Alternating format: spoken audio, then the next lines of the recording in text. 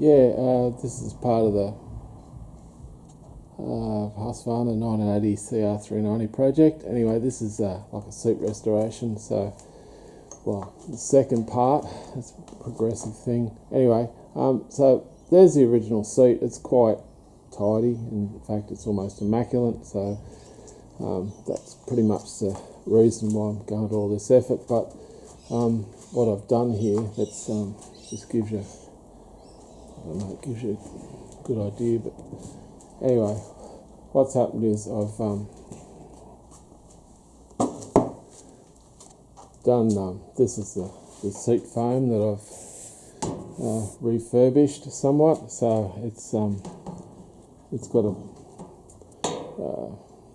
medium density foam in there. I've just shaped it with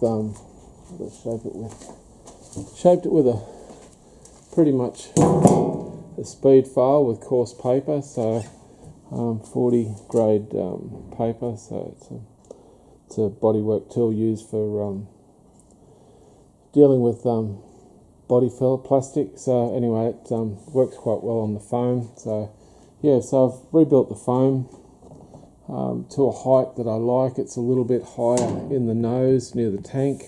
Generally this is the same profile. It's fractionally higher than the original, but I've shaped it so you probably won't pick it unless it's pointed out to you. But anyway, so that's the foam.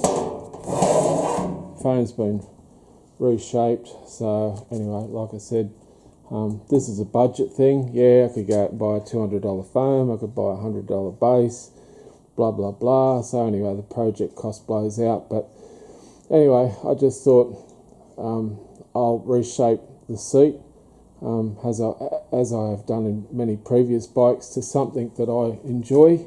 Being a taller person, the taller seat foam does come in handy from the sitting to the standing riding positions. And anyway, so that's the foam. It's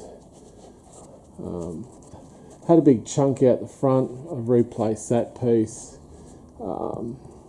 Yeah, the nose is a bit higher. So anyway, so yeah, it that should work as far as I'm aware. Now, the seat base was really ugly. I've glued it all together from previous videos. It's all fractured and cracked around the front here. There is a split further back, but it's all right. I mean, I'm just trying to save the original and be a tight ass and save money. But problem is that this is where the seat is retained to the frame. It's bolted at the back. It's got this little tab off the frame that slips in there. So anyway, can't do much with plastic, so I got a piece of 1mm aluminium, and I've just knocked this up. Look, it's rough, but it will do the job.